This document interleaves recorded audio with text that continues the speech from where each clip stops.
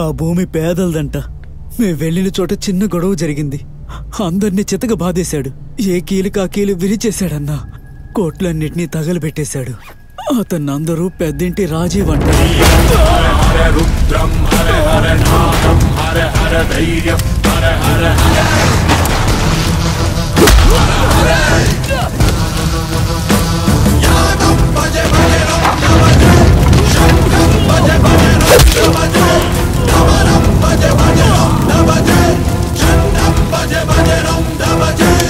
ఎవడ్రా రాజీవ్? రాజీవ్ తెలీదా గురు?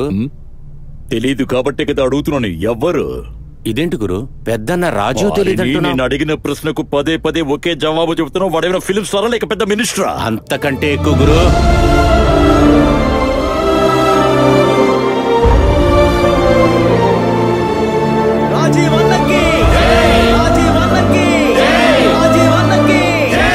ఇవన్నీ ఆయన దానంగా ఇచ్చేసిన ఆస్తులు. పెద్దన్న రాజీవ్ గారిని కలియుగ కర్ణుడు అంటారన్నా. కలియుగ కర్ణుడా? అరే నాయాలా, ఇవన్నీ రాజకీయ ఎత్తుగడలరా. నాకు తెలియదు అనుకుంటున్నావా ఏమిటి? రాజకీయం కాదన్నా, అది ఆయనకి అస్సలు నచ్చదు. ఆయన నిలబెడతాడు. అందరూ ఆయన సపోర్ట్ లోనే నిల్చుంటారు.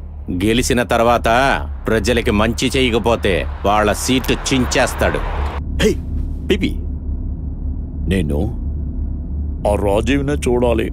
వద్దు గురు, ప్రమాదం అని తెలిసినాక అక్కడికి వెళ్ళటం మంచిది కాదు. ప్రమాదం అంటే అది వాడికి నేను రుచి చూపిస్తాను. అర్థమైందా? ఈ రోజు నుండి ఆ రాజీవ్కి నేను డిస్కో డాన్స్ నేర్పిస్తానులే.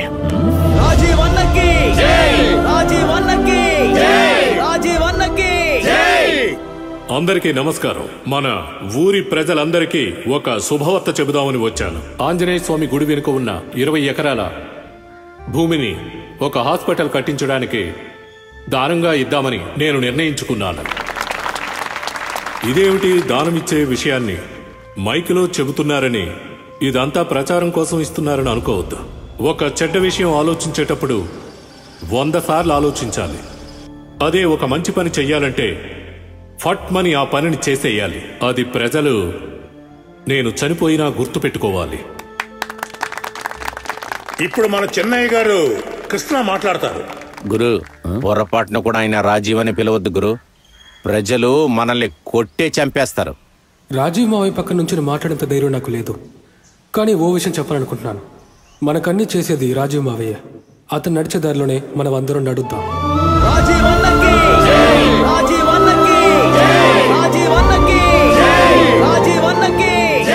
అంత పెద్ద లీడర్ అవుతున్నా? అందరూ కాళ్ళ మీద వెళ్ళి పడుతున్నారు.